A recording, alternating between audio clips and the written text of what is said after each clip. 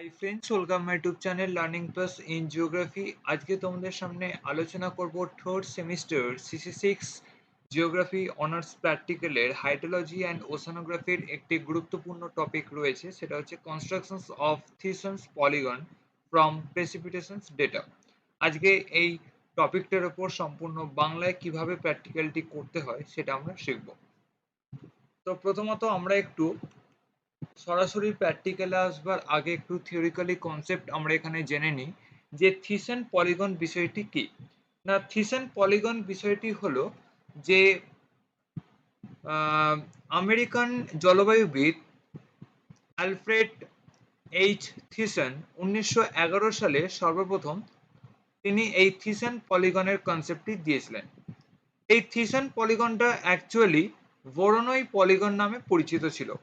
অর্থাৎ এই ভোরোনয় পলিগনের মাধ্যমে কি করা হয়ে থাকে না, কোনো প্রতিবেশী অঞ্চলের সান্নিধ্য বিশ্লেষণ এই ভোরোনয় পলিগনের মাধ্যমে হয়ে থাকে।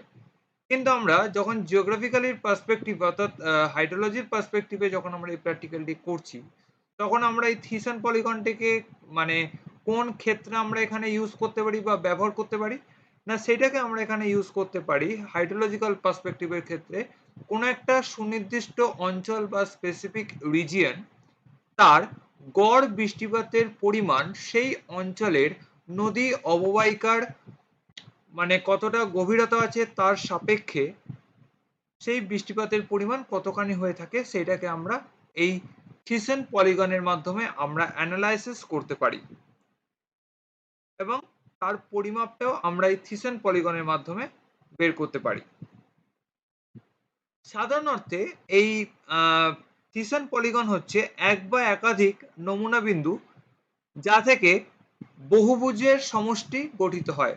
অর্থাৎ বিভিন্ন যে নমুনা বিন্দুগুলো আমরা এই থিসেন পলিগনের একটা রিভার ক্যাচমেন্টে পেয়ে থাকি, সেখান থেকে কিন্তু আমরা মানে বিভিন্ন ধরনের কিন্তু আমরা পলিগন বা বহুভুজ আমরা এখানে পেয়ে থাকি, যেগুলি প্রত্যেককে কি করছেন একটা নির্দিষ্ট কেন্দ্রীয় নমুনা বিন্দুর প্রভাবিত অঞ্চল হিসেবে বিবেচিত হচ্ছে এবং ওই বহুভুজের মধ্যে যে কোনো অবস্থান তত্ত্ব নমুনা বিন্দুর থেকে ওই নির্দিষ্ট নমুনার নিকটবর্তীর দিকে ধাবিত হচ্ছে। তো আমরা এটাই আমরা থিসেন পলিগনের মাধ্যমে আমরা অ্যানালাইসিস করে থাকি একটা স্পেসিফিক রিভার ক্যাচমেন্টের সঙ্গে আমরা প্রেসিপিটেশনটাকে আমরা কিভাবে মেজারমেন্ট করব সেইভাবে।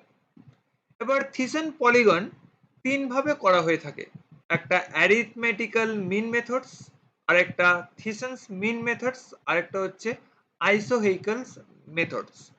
যে মেথডটা আমরা ব্যবহার করব সেটা হচ্ছে থিসেন্স মিন মেথড। এই মেথডের ওপর ভিত্তি করেই আমরা সম্পূর্ণ প্র্যাকটিক্যালটি আমরা এখানে করব। এবারে চলে আসছি সরাসরি প্র্যাকটিক্যালে। প্রথমত তোমাদের পরীক্ষায় এই ধরনের একটা প্রশ্ন দেওয়া থাকবে, যে প্রশ্নে বলা থাকবে calculate the depth of the basin area of Ganga river catchment West Bengal according to the precipitations data. অর্থাৎ এখানে প্রেসিপিটেশনস ডেটা দিয়ে দিয়েছে, আমরা কি করব বেসিন এরিয়া ক্যালকুলেটের মাধ্যমে আমরা সেখানকার প্রেসিপিটেশনের যে মাত্রা সেটা কতখানি হয়েছে সেটাকে আমরা এখানে মেজারমেন্ট করব। তো তার জন্য আমার পরীক্ষায় একটি ম্যাপ দেওয়া থাকবে, একটা রিভার বেসিন বা রিভার ক্যাচমেন্টের একটি ম্যাপ দেওয়া থাকবে, আর তার সঙ্গে দেওয়া থাকবে যে গজ স্টেশনস অর্থাৎ সেই ক্যাচমেন্টের মধ্যে থাকা বেশ কিছু গজ স্টেশনস এবং থাকবে প্রেসিপিটেন্সেস তার ডেটা। আমাদের ক্যালকাটা ইউনিভার্সিটির সিলেবাসের রেসপেক্টে আমরা তিনটে গজ স্টেশনকে নিয়ে আমরা এখানে অ্যানালাইসিস করব, যেটা আমাদের ক্যালকাটা ইউনিভার্সিটি গাইডলাইন দিয়ে দিয়েছে। আমরা কিন্তু থিসেন পলিগন তিনটের বেশি এক বা একাধিক গজ স্টেশনস অর্থাৎ আমরা থিওরিতেই আলোচনা করেছিলাম যে থিসেন পলিগন হচ্ছে এক বা একাধিক নমুনাগুচ্ছ বিন্দু। তাই এক্ষেত্রেও কিন্তু আমরা এক বা একাধিক কিন্তু আমরা গজ স্টেশন পয়েন্ট নিয়েও কিন্তু আমরা থিসেন পলিগন অঙ্কন করতে পারি। যেহেতু আমাদের ক্যালকাটা ইউনিভার্সিটির গাইডলাইন অনুযায়ী আমাদের এখানে বলেই দিয়েছে যে আমাদের এখানে করতে হবে তিনটে গজ স্টেশনের রেসপেক্টে, তাই আমরা এখানে দেখাবো যে তিনটে গজ স্টেশনের রেসপেক্টে এবং তার প্রেসিপিটেশন ডেটার রেসপেক্টে কিভাবে আমরা বেসিন এরিয়া মেজারমেন্ট করে সেখানকার প্রেসিপিটেশনস কতটা হয়েছে, অর্থাৎ কতটা ইনক্রিজ করেছে না কতটা ডিক্রিজ করেছে, সেটাকে আমরা এর মাধ্যমে আমরা এখানে অ্যানালাইসিস করব। তো তার জন্য কি করব, তার জন্য আমাকে প্রথমে ম্যাপটাকে নিতে হবে। যে ম্যাপটা আমার পরীক্ষার প্রশ্নপত্রে দেওয়া থাকবে, আমি সেই ম্যাপটাকে প্রথমে নিয়ে নিলাম। ম্যাপটাকে নেওয়ার পর এখানে আরো একটা কথা বলে রাখি, আমার এখানে ম্যাপের ক্ষেত্রে যে স্কেলটা দেওয়া থাকবে, সেই স্কেলটা কিন্তু খুবই ভাইটাল। এবং আমার যে ক্যালকুলেশনটা যেটা করা হবে, যেটা আমরা এরিয়ার ক্যালকুলেশন করব বা কিলোমিটার বা সেন্টিমিটারের যে ক্যালকুলেশন করব, এই ক্ষেত্রে কিন্তু আমার এইখানে ম্যাপের যে স্কেলটা দেওয়া থাকবে, এই স্কেলটা কিন্তু ভেরি ভেরি ইম্পর্টেন্ট। এই স্কেলটা হয়তো আমার এখানে লিনিয়ার স্কেলে দেওয়া আছে, তোমাদের পরীক্ষায় অনেক সময় লিনিয়ার স্কেল না দিয়ে কিন্তু আরএফ বা রিপ্রেজেন্টেটিভ ফ্র্যাকশনেও কিন্তু স্কেল দিয়ে দিতে পারে। তখন সেক্ষেত্রে যেভাবে আমরা আরএফ থেকে আমরা লিনিয়ার স্কেলে কনভার্টেড করি যেই ফর্মুলার মাধ্যমে, সেই ফর্মুলার মাধ্যমে কিন্তু আমরা স্কেলের যে মানে ক্যালকুলেশনটি আছে সেটাকে কিন্তু আমরা করে নিয়ে কিন্তু আমরা কাজটি এখানে করব। তো আমি প্রথমে এখানে ম্যাপ পেলাম। এবার ম্যাপের ক্ষেত্রে অনেক সময় পরীক্ষাতে যে রিভার স্ট্রিম অনেক সময় এই ক্যাচমেন্ট বাউন্ডারি বা রিভার বেসিন বাউন্ডারির মধ্যে দিয়ে দেয়, আবার অনেক ম্যাপের ক্ষেত্রে দেওয়া থাকে না।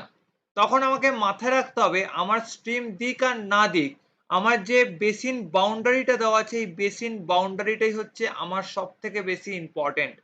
কারণ আমরা যে এরিয়া মেজারমেন্টের যে কাজটি করব বা পলিগন যে আমরা বানাবো, সেই পলিগনগুলো কিন্তু আমার এই যে রিভার যে ক্যাচমেন্ট এরিয়া রয়েছে, অর্থাৎ এই যে রিভার ক্যাচমেন্ট যে বাউন্ডারি রয়েছে, সেই বাউন্ডারি রেসপেক্টেই কিন্তু আমাকে করতে হবে।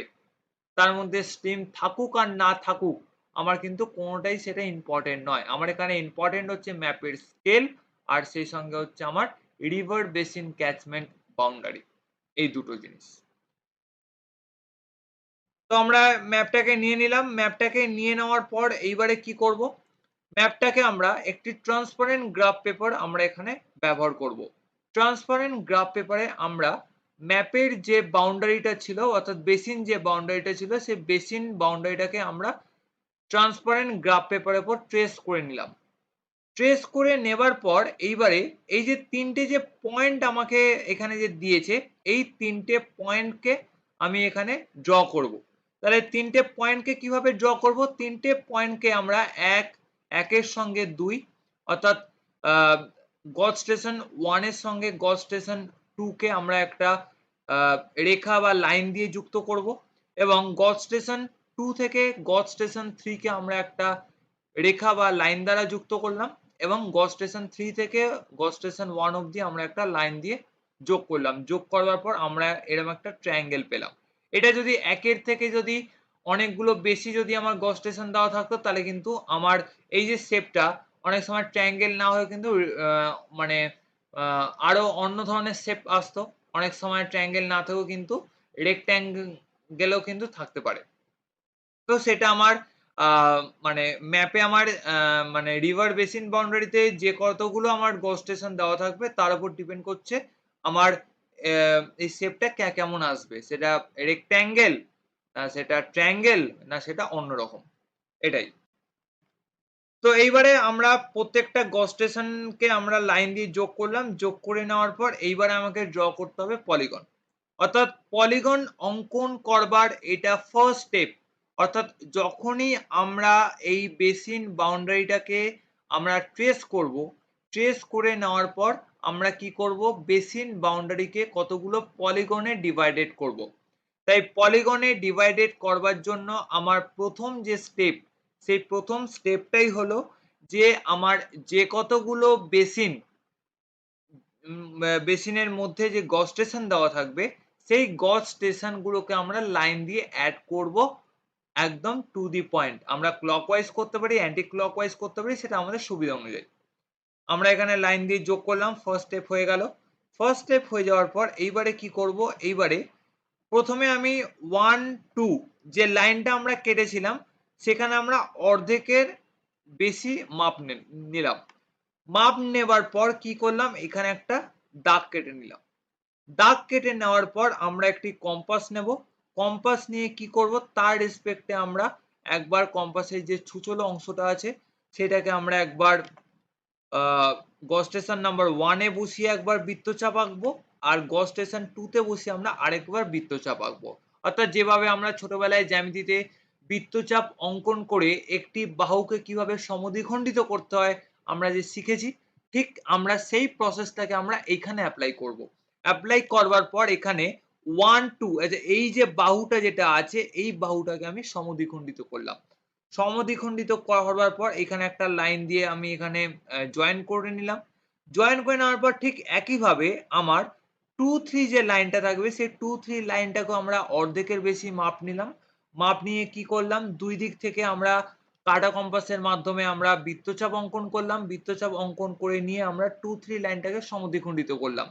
সমদ্বিখণ্ডিত করবার পর আমরা এই বাহুটাকেও আমরা একটা লাইন দিয়ে জুড়ে নিলাম। জুড়ে নেওয়ার পর ঠিক একইভাবে 3, 1 এর যে লাইনটি আছে সেই লাইনটাকেও আমরা অর্ধেকের বেশি মাপ নেব। অর্ধেকের বেশি মাপ নিয়ে আমরা কি করব না কাঁটা কম্পাসের সাহায্যে আমরা এটাকে সমদ্বিখণ্ডিত করলাম। সমদ্বিখণ্ডিত করবার পর এইবারে দেখব এই যে ৩ টে যে বাহু সমদ্বিখণ্ডিত রেখা যেইখানে এসে মিলিত হয়েছে শুধু সেইটুকু রেখে বাকি যে বহির্গত যে অংশগুলো আছে সেইগুলোকে আমরা পেন্সিল দিয়ে মুছে বাদ দিয়ে দিলাম।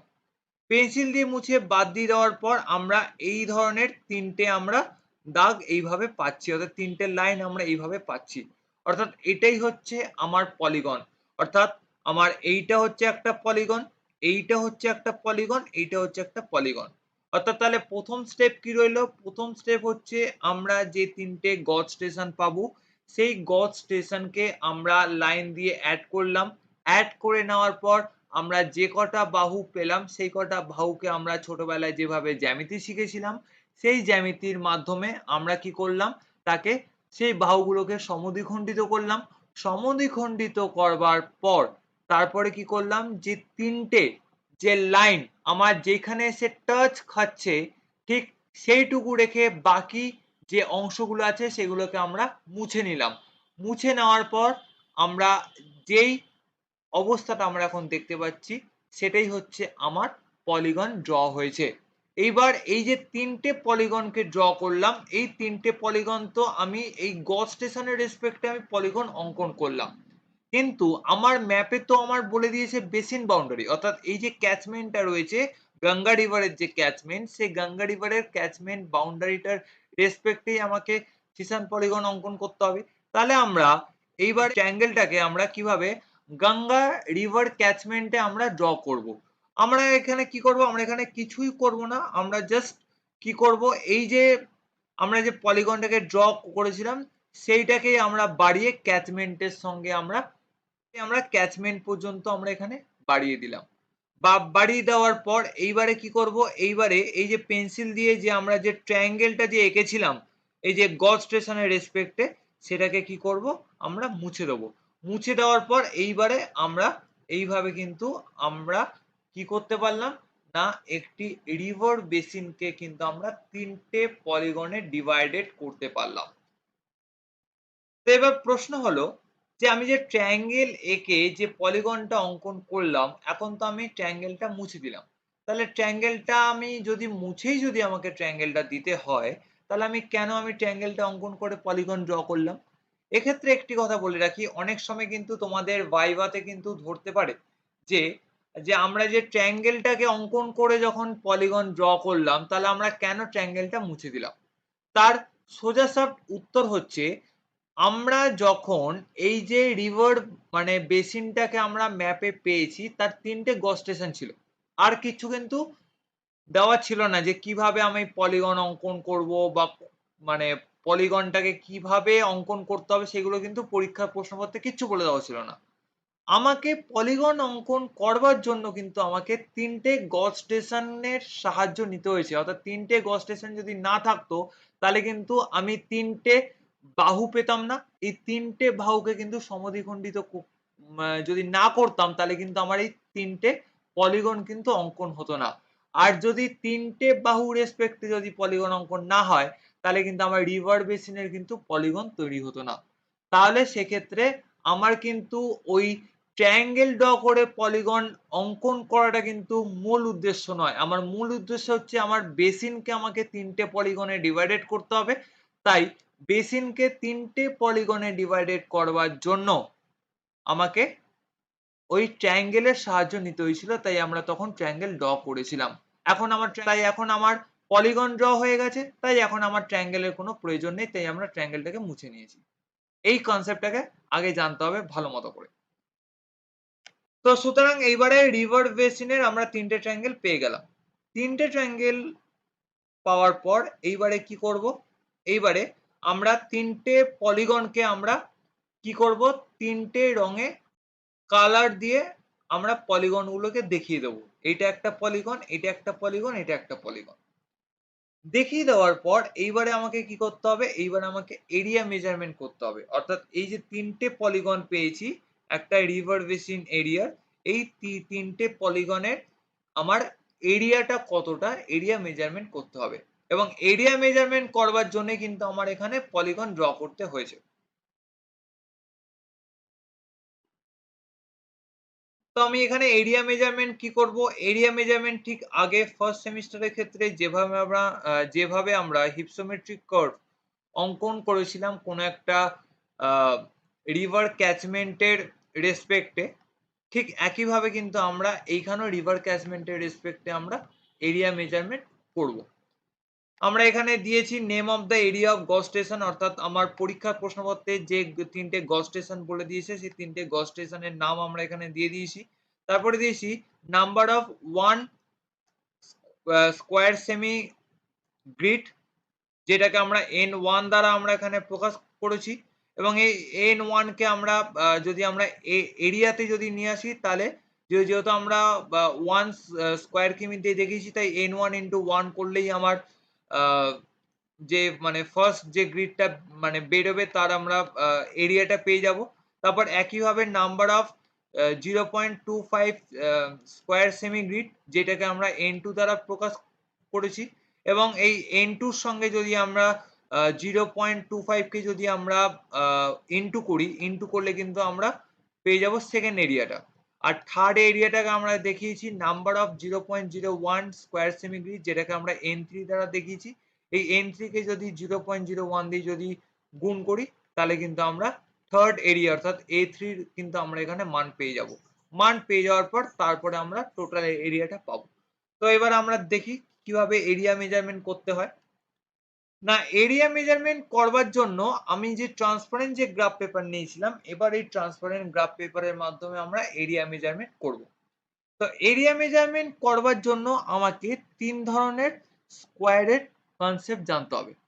যেটা 10/10 স্কোয়ারের রেসপেক্টে হচ্ছে, সেটা হচ্ছে আমার 1 সেমি গ্রিড।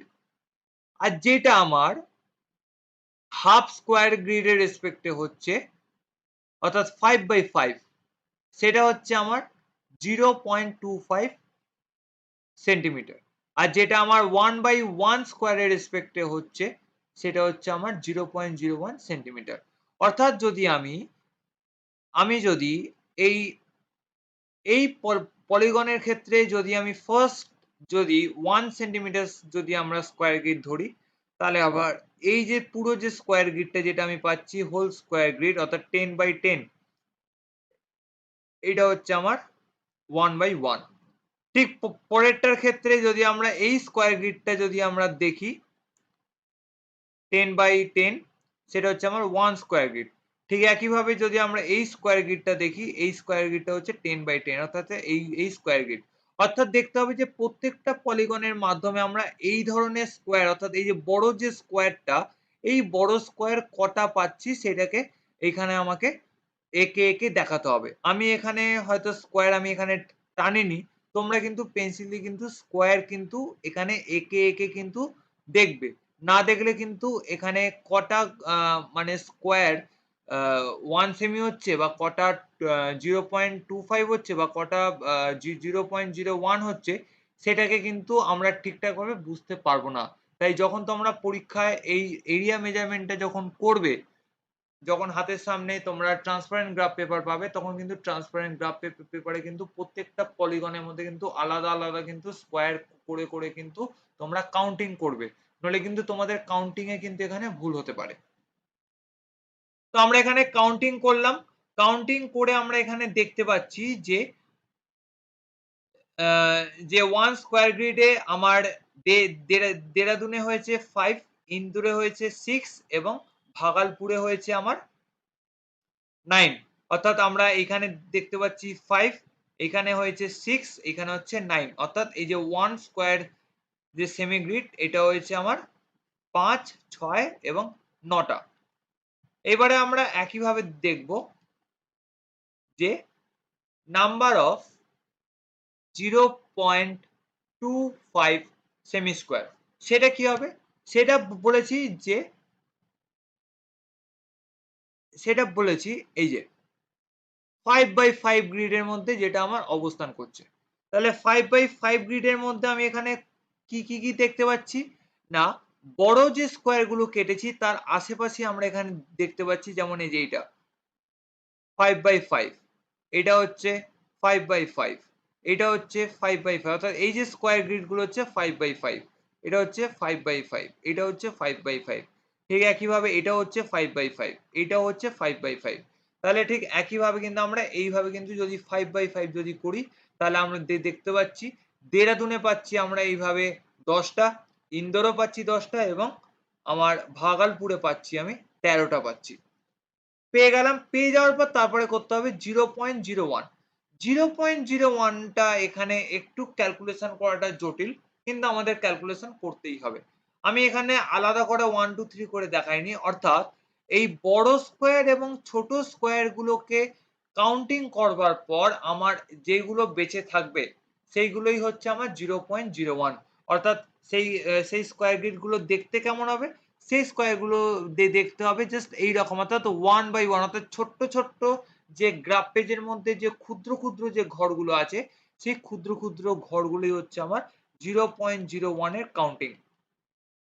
এবং এই যে এইখানে যেমন 1 2 3 4 5 6 7 8 9 10 11 12 13 14 15 16 17 18, অর্থাৎ এইভাবে যে ক্ষুদ্র ক্ষুদ্র যে ঘরগুলো রয়েছে এই ক্ষুদ্র ক্ষুদ্র ঘরগুলোই হচ্ছে আমার 0.01। অর্থাৎ যখন আমি বড় স্কোয়ার গ্রিড এবং ছোট স্কোয়ার গ্রিড কেটে নিয়ে দেখতে পাচ্ছি বাকিগুলোতে আর কোনোভাবেই বড় স্কোয়ার গ্রিড আর ছোট স্কোয়ার গ্রিড কাটা যাচ্ছে না, তখন সেগুলো হবে 0.01 স্কোয়ার গ্রিড। এবং এইগুলো একটু কাউন্টিং করা কঠিন হয়ে যায়, অনেক সময় গুলিয়ে যেতে পারে। তবে চেষ্টা করবে যতটুকু আমরা ঠিকঠাক ভাবে কাউন্টিং করে নিতে পারি। তো আমরা এখানে নিয়েছি, কাউন্টিং করে নিয়েছি যে আমার দেরাদুনের ক্ষেত্রে 118 টা এসছে, ইন্দোরের ক্ষেত্রে এসে 199 টা এবং ভাগালপুরের ক্ষেত্রে এসে 321 টা আমরা এসছে। এবং আরেকটা জিনিস মনে রাখবে, এই যে নাম্বার অফ 0.01 স্কয়ার সেমি গ্রিডটা কিন্তু এই মানে 1 স্কয়ার সেন্টিমিটার আর 0.25 স্কয়ার সেমি থেকে একটু কিন্তু বেশি আসে। কেন?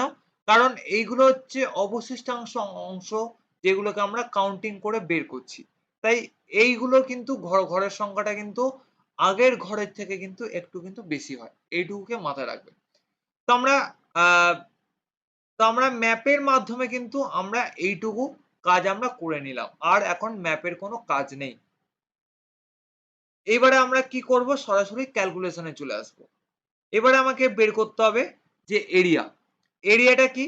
না, আমার n1 এর সঙ্গে যদি আমি 1 যদি গুণ করি তাহলেই আমার বেরিয়ে যাবে এরিয়া। তো আমি এখানে 1 গুণ করলাম, 5 into 1 করলে 5 ই হয়, 6 into 1 করলে 6 হয়, 9 into 1 করলে 9 ই হয়। এবারে তারপরে করব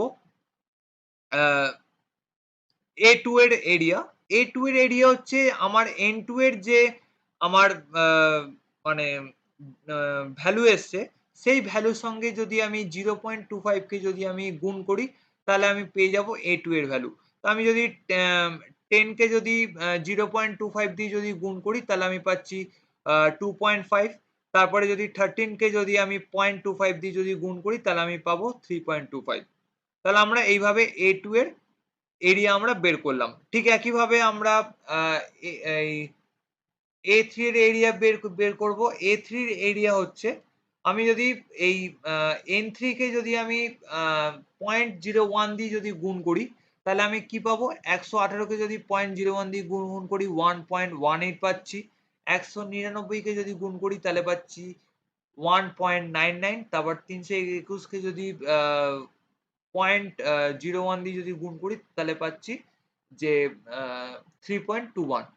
তাহলে আমরা এইভাবে কিন্তু A1, A2, A3 অর্থাৎ তিনটে এরিয়া অর্থাৎ তিনটে যে আমার স্কোয়ার গ্রিড গুলো আমরা মানে মেজারমেন্ট করেছিলাম সেই স্কোয়ার গ্রিড গুলোর রেসপেক্টে যখন আমরা প্রত্যেকটার ইন্ডিভিডুয়ালি এরিয়া যখন বের করে নিলাম, এইবার ইন্ডিভিডুয়ালি এরিয়া গুলোকে আমরা টোটাল এরিয়াতে আমরা কনভার্টেড করব। তাহলে টোটাল এরিয়াতে কিভাবে কনভার্টেড করব? টোটাল এরিয়াতে কনভার্টেড করবার জন্য প্রত্যেকটা পলিগনের যে ইন্ডিভিডুয়াল এরিয়ার যে ভ্যালুগুলো এসছে অর্থাৎ A1, A2, A3 এইগুলোকে যদি আমরা প্রত্যেকটার ক্ষেত্রে যদি যোগ করে নিই, যোগ করলে কিন্তু আমার এই ভ্যালুগুলো আসবে। অর্থাৎ দেরাদুনের ক্ষেত্রে A1 plus A2 plus A3 করলে আমার আসছে 8.68। ঠিক একইভাবে ইন্দোরের ক্ষেত্রে যদি আমি A1 plus A2 plus A3 করি তাহলে পাচ্ছি 10.49 এবং ভাগলপুরের ক্ষেত্রে A1 plus A2 plus A3 যদি করি তাহলে পাচ্ছি 15.46। তাহলে আমরা এইভাবে তিনটে পলিগনের আমরা টোটাল এরিয়া বের করলাম। এইবারে টোটাল এরিয়া এটা আমার কিসে বেরোচ্ছে? টোটাল এরিয়া আমি এখানে বের করেছি স্কোয়ার সেন্টিমিটারে, কিন্তু আমাকে বের করতে হবে স্কোয়ার কিলোমিটারে, কারণ আমাকে এখানে বেসিন এরিয়া মানে তার মানে একটা রিভার বেসিনের এরিয়া সেটাকে আমরা সবসময় কিলোমিটারই আমরা এখানে প্রকাশ করব। তাই তার জন্য কি করতে হবে না, আমাকে সেমি স্কোয়ারটাকে কিলোমিটার স্কোয়ারে কনভার্টেড করতে হবে। সেমি স্কোয়ারটাকে কিলোমিটার স্কোয়ারে কনভার্টেড করবার জন্য আমার ম্যাপ স্কেলের প্রয়োজন। তাহলে ম্যাপ স্কেল কোথায় পাবো?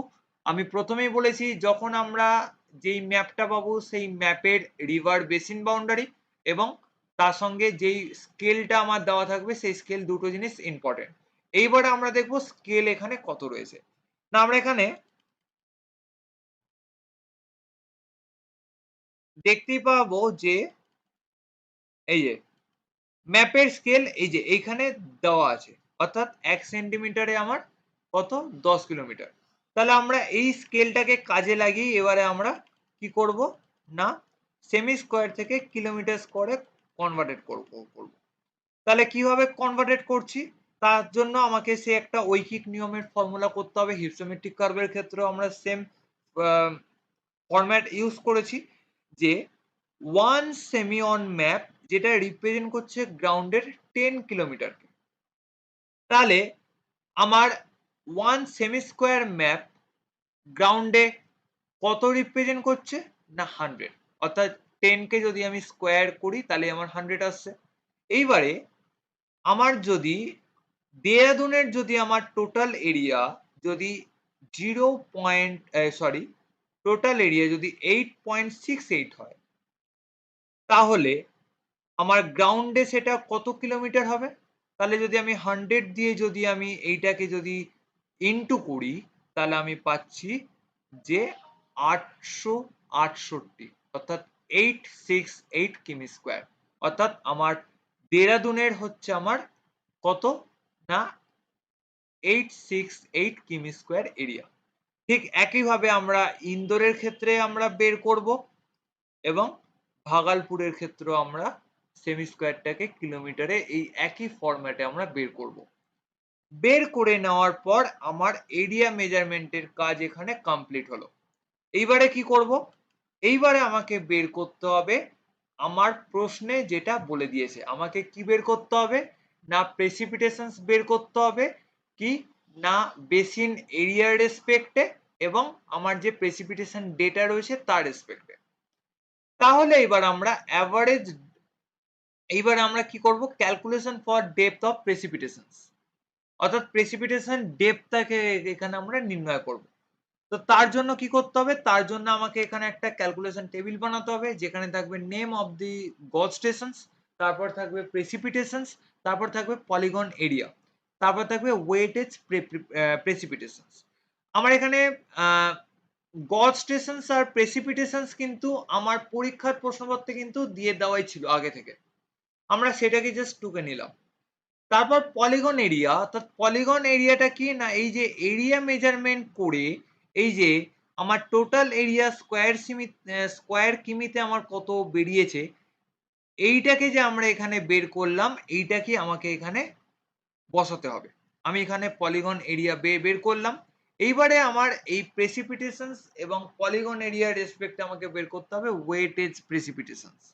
তাহলে ওয়েটেজ প্রেসিপিটেশনস কিভাবে বের করব? না, প্রেসিপিটেশনের সঙ্গে যদি আমি এরিয়াকে যদি গুণ করি তাহলেই আমি পেয়ে যাব ওয়েটেজ প্রেসিপিটেশনস। তাহলে আমরা যদি দেরাদুনের ক্ষেত্রে যদি প্রেসিপিটেশনসকে যদি আমি এরিয়ার সঙ্গে যদি গুণ করি তাহলে আমি এই ভ্যালুটা পাচ্ছি 102033.4।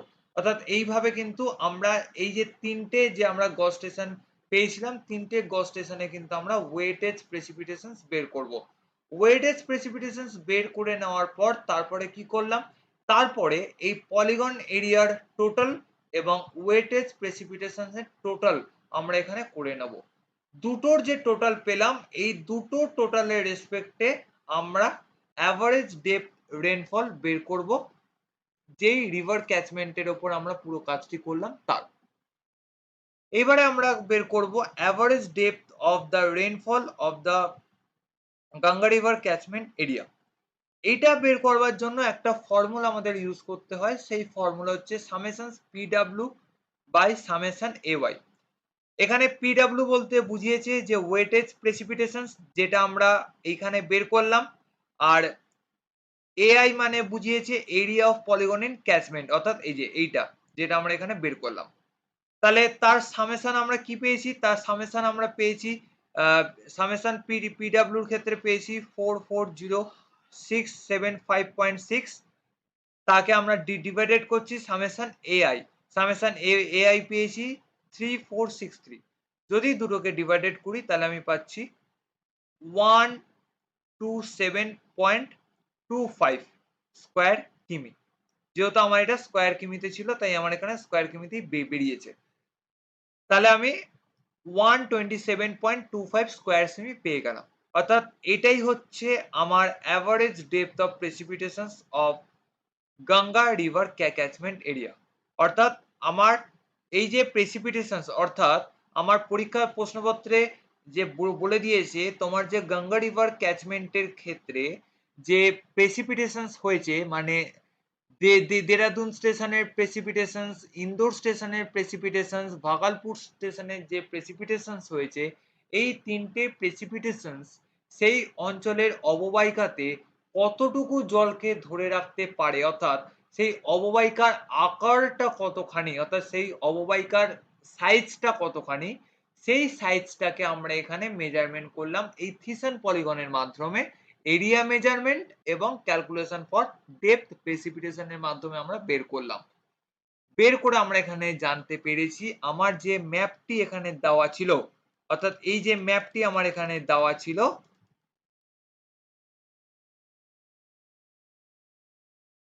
এই যে ম্যাপটি এখানে দেওয়া ছিল, এই যে ম্যাপের যে বেসিন বাউন্ডারি, অর্থাৎ এই যে ম্যাপের ভিতরে আমার এক মানে এরিয়াটা আমার কত, যেই এরিয়ার রেসপেক্টে আমার যে প্রেসিপিটেশন ডেটা, অর্থাৎ এই যে বৃষ্টিপাতগুলো হয়েছে, এই বৃষ্টিপাতগুলো এখানে হয়েছে, অর্থাৎ সেই মানে ক্যাচমেন্ট এরিয়ার রেসপেক্টে। তাহলে সেই এরিয়াটাই হচ্ছে আমার 127.25 কিলোমিটার, অর্থাৎ এই যে বেসিন এরিয়ার যে অ্যাভারেজ ডেপথ অফ রেনফলটা হচ্ছে যে 127.25 কিলোমিটার। আমরা থিসন পলিগনের মাধ্যমে আমরা এইটাকে আমরা এখানে মেজারমেন্ট করব। তাহলে আশা করি সম্পূর্ণ প্র্যাকটিক্যালটি তোমরা ভালো মতো বুঝতে পেরেছো। যদি আমার এই ভিডিওটি ভালো লেগে থাকে তাহলে অবশ্যই লাইক, শেয়ার এন্ড সাবস্ক্রাইব করবে, এবং আমরা তোমাদের পাশে ছিলাম, আছি, থাকবো। মনে রাখবে, লার্নিং প্লাস মানেই হলো শিক্ষাই সমাজের আসল পরিচয়। নমস্কার।